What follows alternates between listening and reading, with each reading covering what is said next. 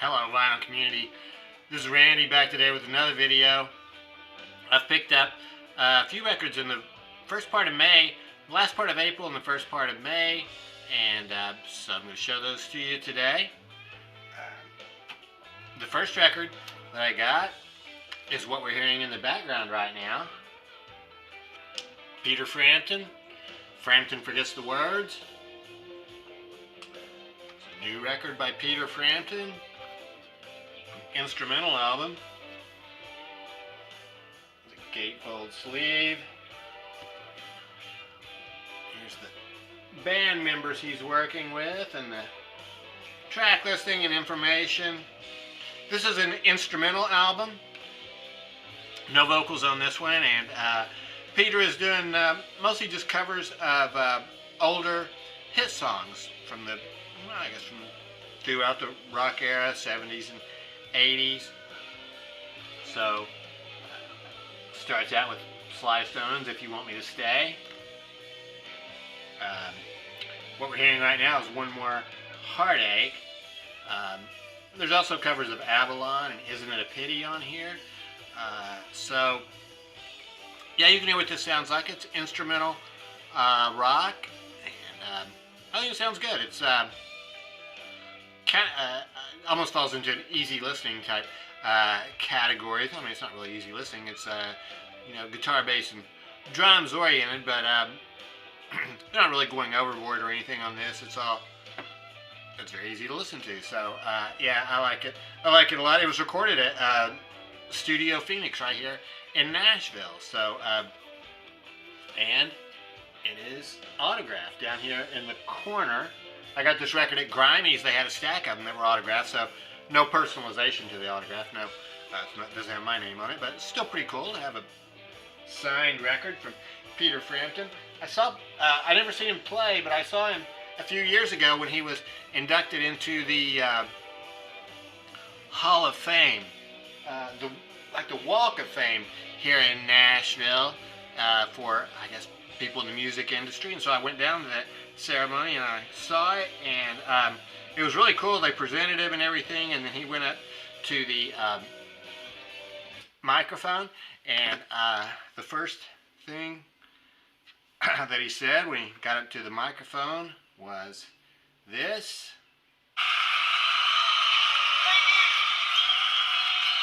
Yeah, thank you. Just like he used to say at the beginning of Baby I Love Your Way. Let's hear that one more time.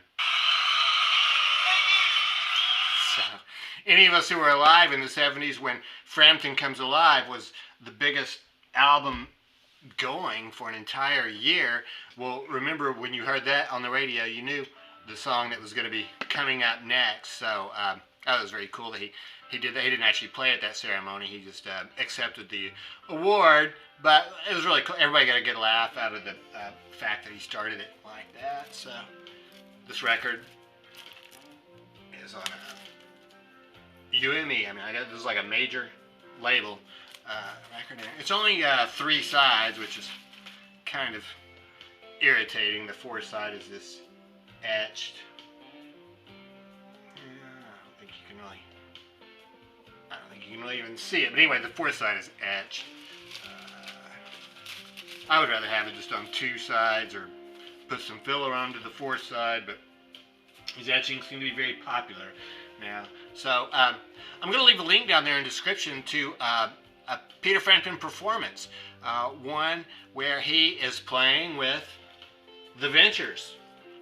This is another record that I got here in just the past couple weeks, and so there's this really cool clip on YouTube of Peter Frampton playing with the Ventures. So I will, yeah, I'll put a link to that down there in the description. It's a fantastic video. You can just see that Peter's is having a great time playing with them, and the Ventures all just look like they're, you know, sort of hard at work, I guess, just doing what they do. But Peter's obviously having a great time jamming with them, and yeah, so I'll put that link down there. So yeah, Ventures in Space. I found this in the used bin there at Phonolux. I got this actually on the day that Jenny and I had our meetup there. B-Sides, Jenny at B-Sides, and so found this one in the Ventures bin. So out of Ventures in Space is the name of this album. And so Out of Limits, Penetration. This has songs like, you know, One Step Beyond, Twilight Zone. So songs that were kind of like used on science fiction or mystery TV shows. And this is an excellent album. This is 1964. There are 4 originals on this album, and the rest of them are all covers of, like I say, these theme songs and things like that from movies and TV shows. Fantastic picture of the Ventures there. On the back, Noki Edwards shares my birthday. Very cool. Awesome album cover. These kids out here in their car looking over Los Angeles. I suppose that's what that's supposed to be. So yeah, this is an excellent album, you know, Ventures. I would say this is really one of my more favorite ones of theirs that I've gotten. So yeah, fantastic record. That is on Dalton label, Dalton Records. Yeah.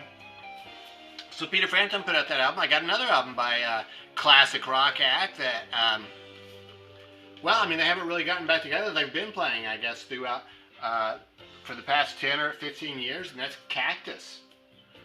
So Cactus, a band that was started, I think, in the early 70s, with the main person, the person I think of as the main person, is Carmen Appice, formerly the drummer for Vanilla Fudge. And then the bass player was a member of the band. I'm not sure what's happened to him. He doesn't play on this record. I looked at the in Discogs, and he played on their records. They released 3 or 4 albums throughout the 2010s. I really was not aware of that. This is the first one that's actually been on vinyl, though. The name of this record is Tightrope. And here's the band. Very cool-looking band, aren't they? Yeah, these are professional rockers. They've been doing it all for a long time. And yeah, so Tim Bogert was the bass player on those records throughout the 60s, but he's not on this one, so something must have happened to him.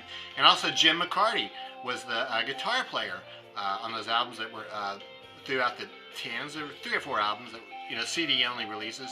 And yeah, Jim McCarty, so I had a video last week where I said that he had formerly played with the Yardbirds, but that was a mistake. It's a different Jim McCarty. Jim McCarty was the drummer for the Yardbirds. This is a guitar player who played with the Detroit Wheels, Mitch Ryder and the Detroit Wheels. So he was still with them. And he plays on 2 songs on this one. This singer is a singer that they picked up there in late 2008 or 2009, and so it's pretty much the same band, I guess, with a different bass player and guitar player. So yeah, this sounds real good. The killer song on here is the second track, Papa Was a Rolling Stone. Fantastic, like 7 or 8 minute version of that song. Here's the track listing. So this is a good hard and heavy record. I mean, it's yeah, I was surprised by it. It was, I guess you would say, it's pretty much what I would expect from Cactus, which is a good quality hard and heavy record. Really outstanding. Jimmy Kunis is the name of that lead singer. So the other players are Paul Warren on guitar, Jimmy Caputo on bass, and a guy named Randy Pratt playing harmonica. So very cool artwork on that. Yeah, hard and heavy. The song like Poison in Paradise, the first song on side B, is pretty much a straight blues rock number. Yeah, it all sounds great. So, happy to get this one. This is on Purple Pyramid Records. Purple Pyramid Records. Here's what it looks like it's on. That is a very dark, translucent purple. I'm not even sure if you can tell if that's purple, but it is, and it is translucent. You almost have to have some light shining through it. The other record looks the same. So, and this one really is a true 2-record set. All 4 sides are filled with music. So it all sounds good. I got one sort of a new record. This record came out in 2020, so just about a year ago. I think it came out in July of last year. I think I've seen a couple people showing this on YouTube, but I'm not going to speculate as to who they were because I can't remember for sure. But I'm pretty sure this band, somebody told me about this band on YouTube, and this is their second album. First one came out in 2018 and was a critic's favorite, but I did not get that one. I probably will go back and get it now that I've heard this one. This is a band from Dublin, Ireland. So I guess they initially were going to call themselves the Fontaines, and they learned there was another band from the U.S. calling themselves the Fontaines, so they added DC for Dublin City. Fontaines, Dublin City. So yeah, the first time I put this on, I was kind of surprised. It had sort of a down type feeling. I thought it was kind of like maybe a little bit like Joy Division or something like that. But I listened to it some more, and I also thought it reminded me of The Fall, the band The Fall, because the guy almost kind of sings some of the words. But then the more I listened to it, the less I started thinking it sounded like either one of those bands, and they sound like themselves. So yeah, pretty much a straightforward rock band with introspective lyrics. Yeah, it's really quite good. The title cut, "Hero's Death," is actually an uplifting song, and yeah, he sings. I guess the main part of that song is he repeats, "Life ain't always empty." So yeah, you've heard the whole first side, and it sounds maybe a little bit down, but then just open up side two with "Hero's Death," "Life ain't always empty." What does it say? Oh gosh, let's see here.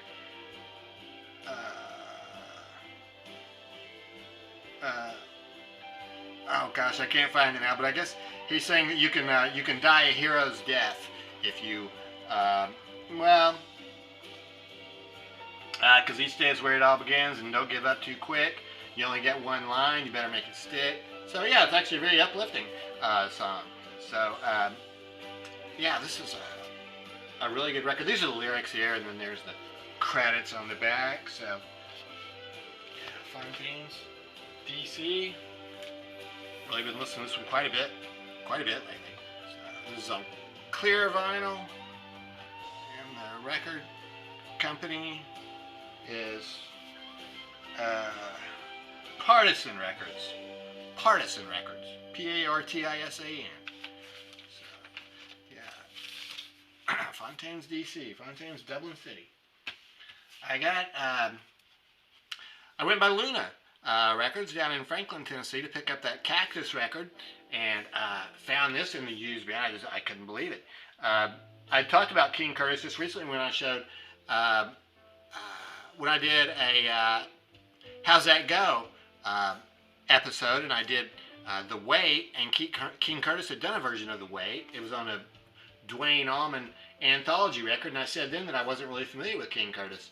Well, I read a little bit about him, and he sounded like a really interesting person. He's a saxophone player. I guess he plays guitar too. Been around since the 60s and just recorded tons of stuff throughout the 60s and 70s, I suppose. Yeah, Instant Groove, what a great name for an album, and it fits it perfectly. This is basically instrumental music. The very first song, Instant Groove, has King Curtis is talking a little bit at the beginning, but there's no real vocals on it. After that, it's all just instrumental. So he's just doing covers of hit songs of the day. So, Hey Joe, I could have used that for, that was my other How'd That Go? I didn't have this one though. Could have used it. Wichita Lineman, Games People Play, Sing a Simple Song, Sly Stewart songs. So 2 albums here with Sly Stewart covers. The Wait is the one that I was talking about. That's the one that Duane Allman plays on. And it tells me here at the bottom that Duane Allman plays on Hey Jude, Foot Patent, Games People Play, and The Wait. So, yeah, this is late 60s, I guess, sort of just a rhythm and blues instrumental album. Instant Groove is a perfect name for it. Wow, this record is just basically like new. I couldn't believe I found it in such good shape. So that is on Atco Records. And the last record that I picked up here in the first part of May is this record, The Sound of Jazz. I saw this one on the Elusive Disc page. They're going to have a re-release of this record. I was thinking about getting that, but then someone suggested to me that I look for the original, which I did. I ordered it from Discogs. It was inexpensive, and the cover is a little bit worn here, but the record is really in great shape. So this was a TV show from 1958 that was on CBS TV. Had some jazz giants: Count Basie, Billie Holiday, Henry Allen, the Jimmy Giuffre Trio, Jimmy Rushing, and Mal Waldron. And so they actually went to a rehearsal the day before the taping of the television show, and recorded this album. And it's let me just I'll just turn this over very quickly here. So they recorded that album the day before the TV show, and but there are film clips of the TV show. There's a really good YouTube clip of Billie Holiday singing Fine and Mellow, which was really a big reason that I wanted to get this one. And she does that with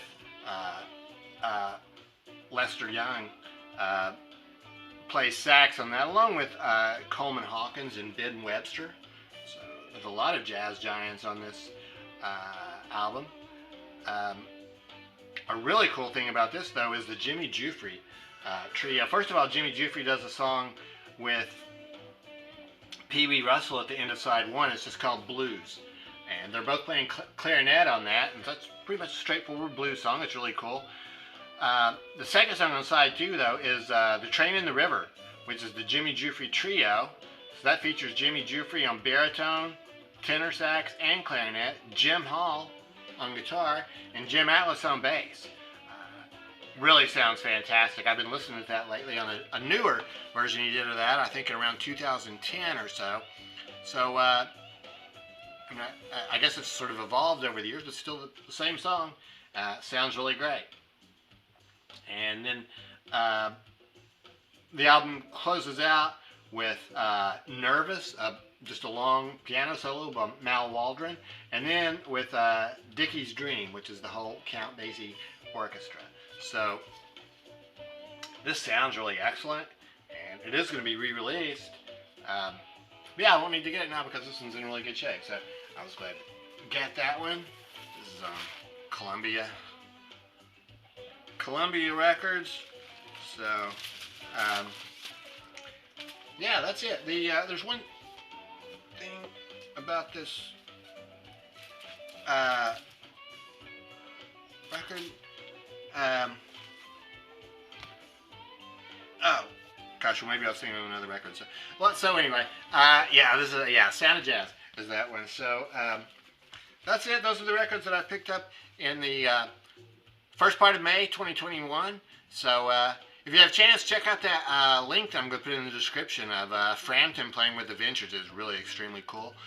And otherwise, let me know what you think about these records. I'm interested to know what you think. And have you heard any of them? And yeah, I think that's it. So I hope everybody has a great weekend. And thanks very much for watching.